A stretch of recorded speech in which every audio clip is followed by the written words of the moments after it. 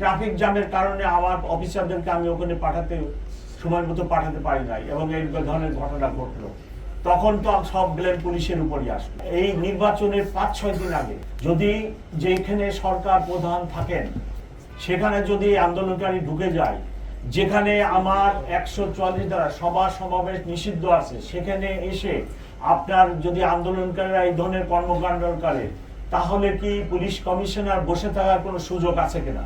Daily star, প্রথম আলোতে যে আক্রমণ হলো গভীর রাত্রে 11টায়, ট্রাফিক জ্যামের কারণে আমার অফিসারদেরকে আমি ওখানে সময় মতো পাঠাতে পারি নাই এবং এই ধরনের ঘটনা ঘটলো, তখন তো সব ব্লেম পুলিশের উপরই আসলো।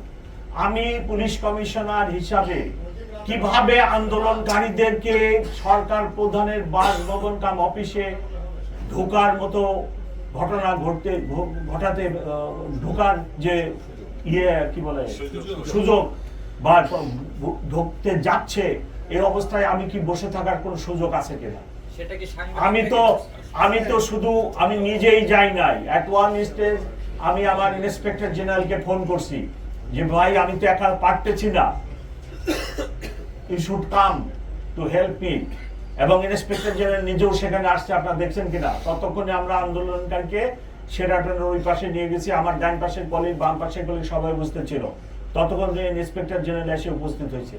আপনারা এই কথা লেখেন যে গত 15 মাসে যে এই যে 20টা লোক 10টা লোকে রাস্তা ব্লক করে ফেলে, প্রেগনেন্ট লেডি ডেলিভারির জন্য হাসপাতালে যেতে পারে না, হার্ট অ্যাটাক আলা রোগী যেতে পারতেছে না, অমুক যেতে পারতেছে না, পরীক্ষাতে যেতে পারতেছে না, বিমানবন্দরে টিকিট আছে, প্লেন ফেল করতেছে, আপনারা এই কথাগুলো লেখেন।